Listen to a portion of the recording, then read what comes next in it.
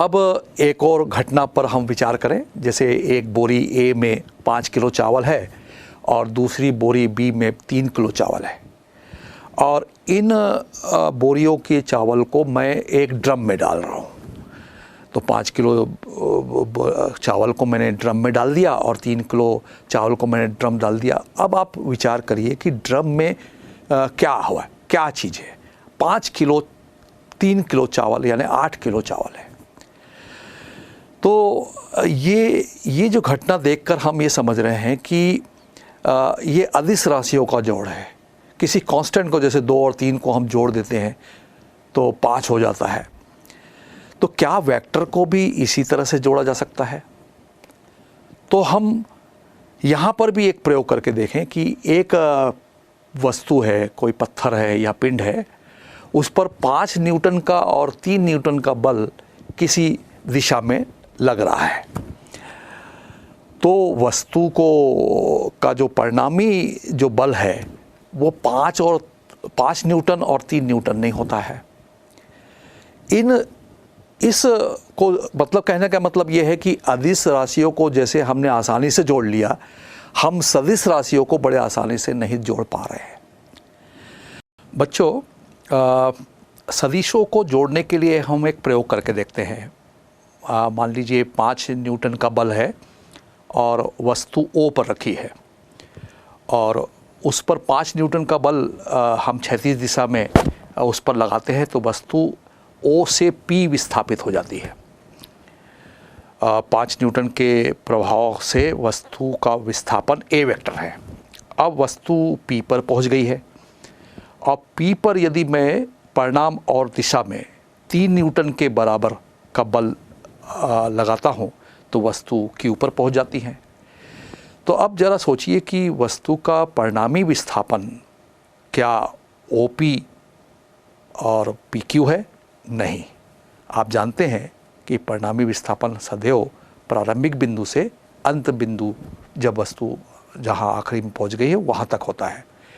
तो जैसा आप चित्र में देख रहे हैं कि वस्तु ओ से क्यू पहुँच गई है, तो विस्थापन, परिणामी विस्थापन ओ क्यू है, जो vector A plus vector B के तुल्य है।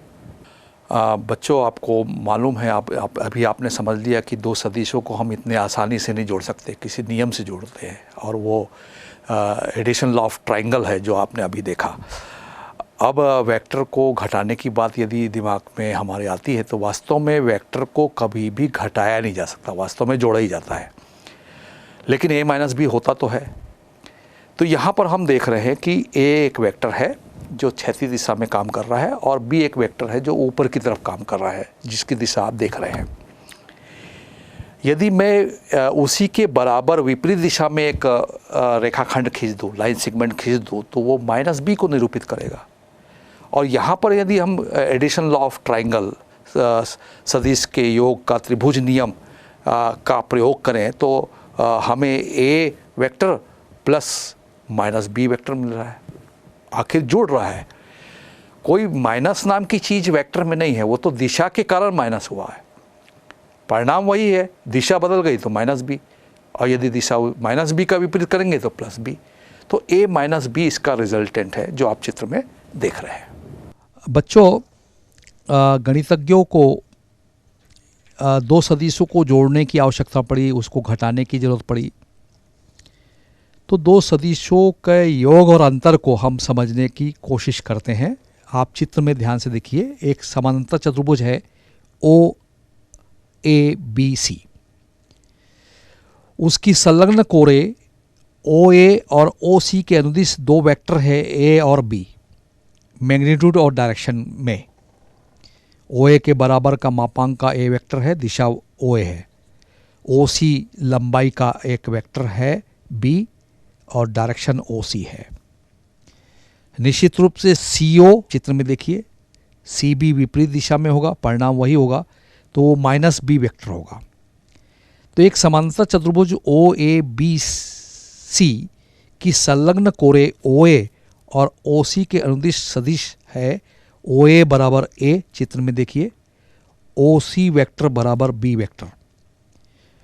ए बी वेक्टर उसके समानांतर चतुर्भुज के आमने सामने की भुजाएं परिणाम में बराबर होती है, दिशा भी वही है, तो ए बी वेक्टर भी बी होगा और सी बी वेक्टर भी ए होगा। अब त्रिभुज ओ ए बी पर आप ध्यान दें तो ओ बी बराबर होगा ओ ए धन ए बी। ओ ए की दिशा में ए वेक्टर है तो ए धन बी, यानी ओ बी बराबर ए धन बी होगा। ये दो सदिशों का योग है बच्चों, जो समीकरण नंबर 1 में हम दिखा रहे हैं।